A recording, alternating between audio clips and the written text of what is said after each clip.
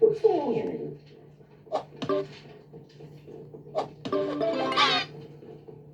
姐姐，你聽我解釋好唔好啊？唔使解釋。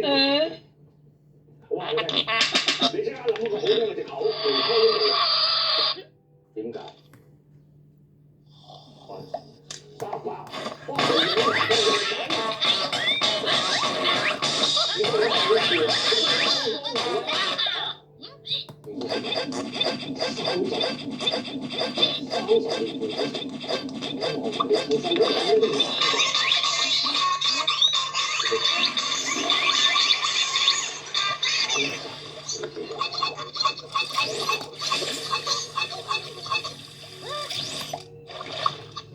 如果你真係睇見我哋30年，你就唔會將佢手頭上嗰10% 嘅股權抵押咗俾阿浩兒。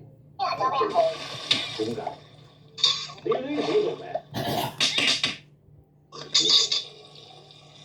喺你眼裏面就只有錢，我咩都唔知道。我話你聽，你即刻諗一個好聽嘅藉口離開呢度，離開邱家，冇俾我就見到你。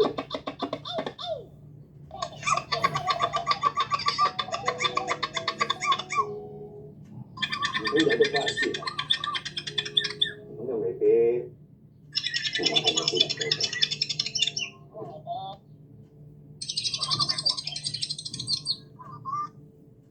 咁你想做幾多？80，一個豪華度假村嚟到。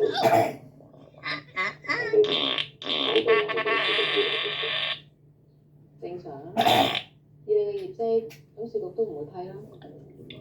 所以今次我都用私人名義投資，我明俾你睇，我有眼光，要知道多啲。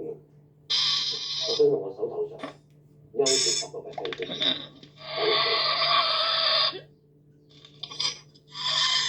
你知唔知呢件事？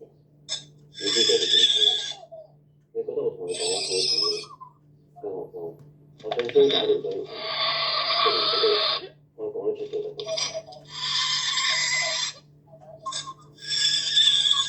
咁你想借幾多？80億。80億？你放心，我抽入錢10%嗰陣時，必須完成呢個數。係，我霎時間都要借80億俾你啊！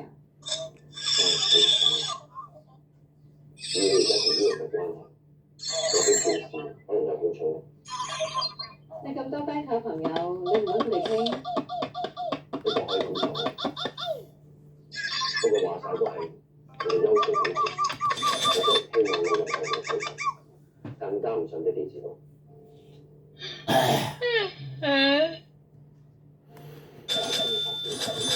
喺入邊，由於呢個項目係唔保所以適當嘅保護，而且當地政府嘅真係或者一啲有勢力嘅人士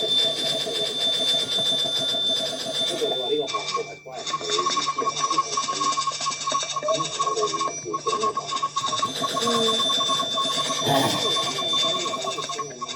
做呢80億嘅喺呢個開始前，由你哋自住貸款俾 Albus，由 Albus 貸款俾我。咁點解你唔直接參與呢個係要用一個咁短嘅方法嚟講？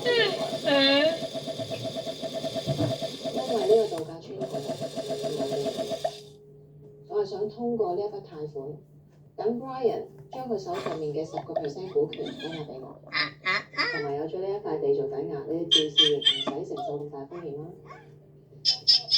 至於我，因為個人嘅原因，呢10% 嘅優質股權，我係接受啲。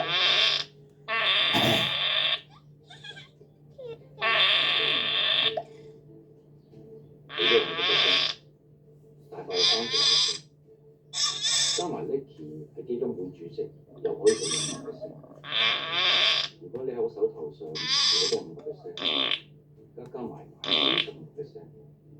咁咪同我爹哋幾點？身為優家嘅一份子，想增持多啲優質股權，有咩問題？我都識講啦，就算我分翻5%，對你哋嚟講